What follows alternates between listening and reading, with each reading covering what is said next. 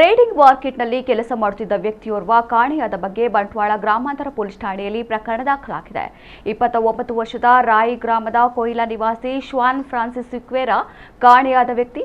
ಶ್ವಾನ್ Francis Sequeira 5 ವರ್ಷಗಳಿಂದ trading ಮಾರ್ಕೆಟಿಂಗ್ನಲ್ಲಿ ಕೆಲಸ ಮಾಡುತ್ತಿದ್ದು ಆಗಾಗ ನಷ್ಟ ಆಗುತ್ತಿದ್ದ ಬಗ್ಗೆ ಮನೆಯವರಲ್ಲಿ ತಿಳಿಸುತ್ತಿದ್ದ. ಅಲ್ಲದೆ ಗೆಳೆಯರ ಬಳಿ ಸಾಲ ಪಡೆದು ಮಾರ್ಕೆಟಿಂಗ್ ಕೆಲಸ ಮಾಡುವ ಬಗ್ಗೆಯೂ ಮನೆಯವರಲ್ಲಿ ಹೇಳಿದ್ದರು ಎಂದು ತಿಳಿದು ಬಂದಿದೆ. ಈ ನಡುವೆ ಜನವರಿ 7ರಂದು ಬಿಸಿ ರೋಡ್ಗೆ ಹೋಗಿ ಬರುವುದಾಗಿ ಹೋದ ಈತ ಮನೆಗೆ ಬಾರದೆ ಕಾಣೆಯಾಗಿದ್ದಾನೆ.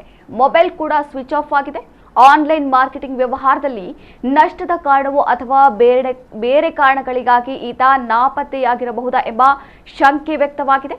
ಕಾಣೆಯಾಗಿರುವ ಮಗನನ್ನ ಪತ್ತೆ ಮಾಡುವಂತೆ ಈತನ ತಾಯಿ ಫ್ಲೇವಿಯಾ ಸಿಕ್ವೇರಾ ಬಂಟ್ವಾಳ ಗ್ರಾಮಾಂತರ ಪೊಲೀಸ್ ಠಾಣೆಗೆ ದೂರನ್ನ ನೀಡಿದ್ದಾರೆ.